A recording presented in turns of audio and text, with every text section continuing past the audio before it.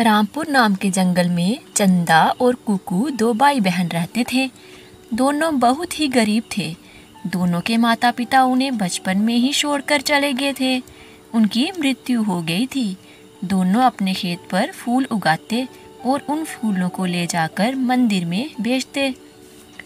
अरे चंदा, उठो उठो, जल्दी उठो, चलो हम खेत से फूल तोड़ने चलते हैं, फिर हमें उन्हें बेचने मंदिर भी जाना है। बेचारी चंदा की नींद ही नहीं खुल रही थी। अरे भैया, थोड़ी देर रुक जाओ, थोड़ा और सोने दो, फिर चलते हैं। नहीं चंदा, फूलों की बिक्री तो सुबह सुबह ही होती है। लोग पूजा के लिए फूल सुबह ही लेते हैं। फिर बेचारी चंदा उठती है और दोनों भाई बहन फूल तोड़ने अपने खेत पर चले जाते हैं। फूल तोड़कर वह एक टोकरी भर लेते हैं और उन्हें बेचने मंदिर के पास बैठ जाते हैं। फूल ले लो, फूल ले लो, पूजा के फूल, सुंदर सुंदर फूल ले लो। मंदिर में जो भी पूजा करने आता वह उन दोनों से ही फूल खरीदता। इस तरह उनकी कुछ कमाई भी हो जाती और उनका गुजारा चलता। एक दिन जब दोनों भाई बहन फूल बेचने मंदिर आए तो उन्होंने देखा कि मंदिर की खूब सजावट की है। मंदिर बहुत खूबसूरत दिख रहा था। उनसे रहा नहीं गया और वह मंदिर के पास जाकर मीनू चिड़िया से पूछने लगे। मीनू आंटी, इस मंदिर को इतना क्यों सजाया है? बच्चों, आपको नहीं पता, 2 दिन बाद कृष्ण जन्माष्टमी है। जन्माष्टमी की तैयारियां चल रही हैं, इसलिए इस मंदिर को इतना सजाया है। मीनू आंटी, जन्माष्टमी वाले दिन क्या करते हैं? बच्चों, इस दिन भगवान श्री कृष्ण का जन्म हुआ था और इस दिन भगवान श्री कृष्ण की पूजा करते हैं, उन्हें भोग लगाते हैं, उन्हें सजाते हैं। फिर दोनों भाई बहन अपने घर आ जाते हैं। चंदा अपने भाई से कहती है, भैया, इस बार हम भी जन्माष्टमी का त्योहार बनाएंगे, हम भी श्री कृष्ण की पूजा करेंगे।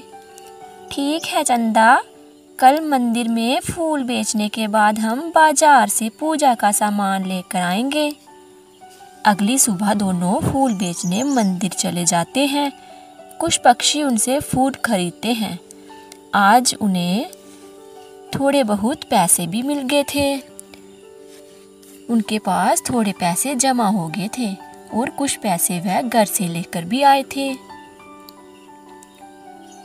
चंदा, शाम होने वाली है, चलो अब बाजार से पूजा का सामान लेकर चलते हैं।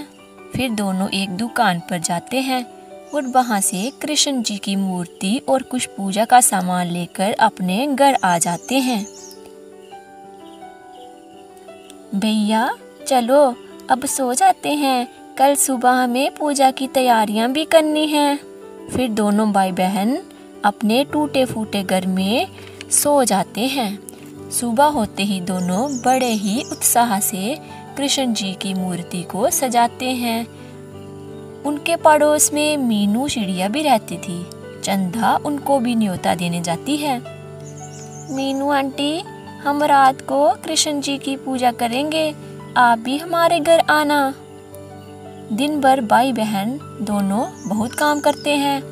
कृष्ण जी की मूर्ति को सजाते हैं, भोग लगाने के लिए मक्खन मिश्री का भी प्रबंध करते हैं। फिर रात को मीनू भी उनके घर आ जाती है।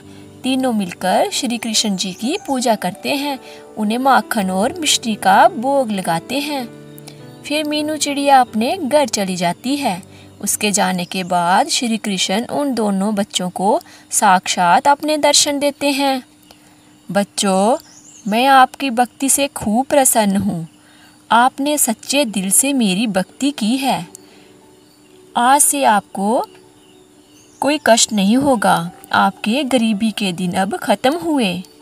फिर देखते ही देखते उनका एक सुंदर सा घर बन जाता है और उनकी ज़रूरत का सारा सामान उस घर में मौजूद था।